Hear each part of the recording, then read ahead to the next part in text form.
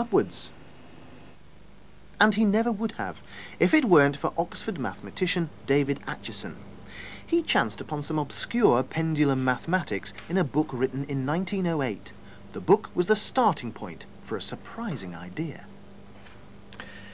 Now, David Acheson is a theory man, and he worked out that in theory you could make several connected pendulums go completely against their nature and stand upright, one on top of the other.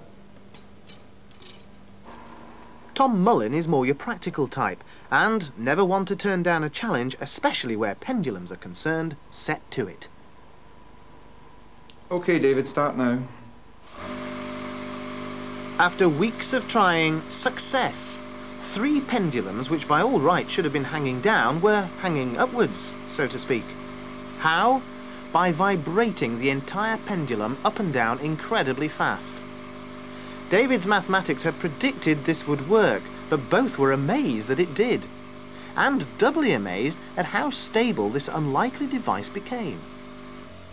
Also, as predicted, the pendulum is only stable at certain frequencies.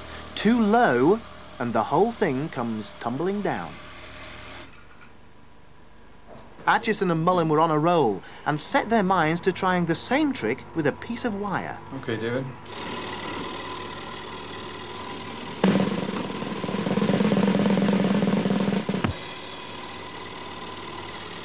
Against all expectations, it worked.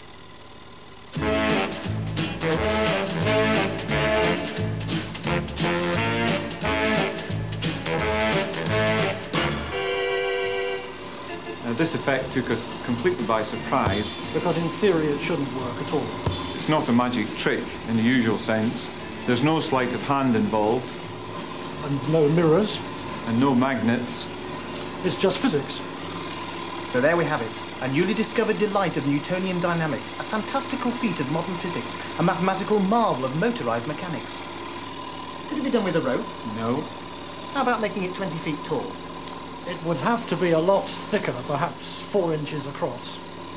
And it would require a machine with the power of a ship's turbine to drive it.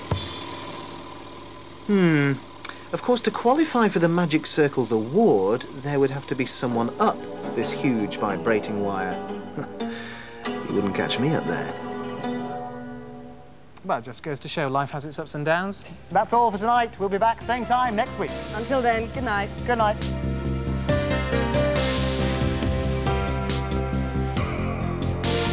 Next week on Tomorrow's World, at over 200... BMW knows its customers and... De Brabantse boeren lijden verkampend van het actiecomité Wij zijn het zat, willen nationaal... We'll be back same time next week. Until then, good night. Good night.